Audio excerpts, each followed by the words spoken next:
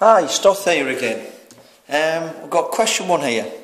The line y equals mx plus c passes through the point 4,3 and it's parallel to the line y equals 5x plus 6, and we need to work out the values of m and c. M is the gradient and c is the y-intercept.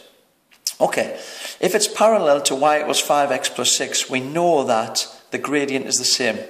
So we know that the gradient must be y equals 5x plus c. We know that the gradient is 5, so it's in this form. Now, all we need to do now is we need to find c. So to find c, we need a y and an x value.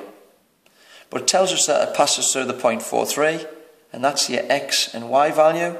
So if we substitute these points in, we'll find the c value. So we've got x is 4 and y is 3. So let's put that in. Y is 3 equals 5 times 4 plus c. And we'll work this out. 3 equals 5 4s are 20 plus c. Take the 20 over. We've got minus 17 equals c. Now we'll substitute this back into the original equation there. We've got y equals 5x minus 17. Now looking at the question, it says work out the values of m and c. We can see that m is the gradient, which is 5, and c is the y-intercept, which is negative 17. That's our part done. Question 2, we have a matrix, and it maps the point A2 onto point 28, 18. And we've got this here, such that 5, 4, b, negative 1, multiplied by A2 equals 28, 18. And we need to work out the values of a and b. So let's form some equations and see what happens. Now remember, we'll go across and down to give the top value, and across and down to the bottom and down to find the bottom value. So let's try this. 5 times a, which is 5a, plus b times 2, which is 2b, equals 28. Let's call that equation 1.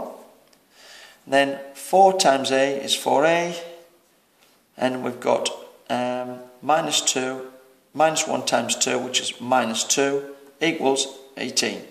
That's equation 2.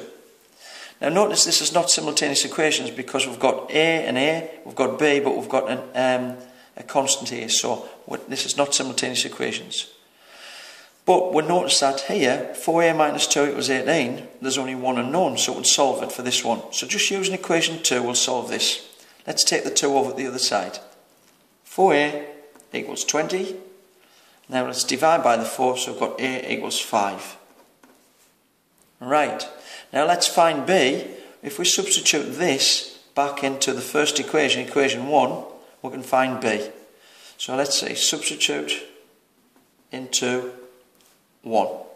So we get, wherever you see an a, replace it with 5. So we've got 5 times 5 plus 2b equals 28. That's 5 5's 25 plus 2b equals 28. Let's take the 25 over the other side, subtract the 25, so we've got 2b equals 3. And if we take the 2 over, 2 times b, it becomes divide, b equals 3 over 2. So we've got the two answers now, a equals 5 and b equals 3 over 2. That's it.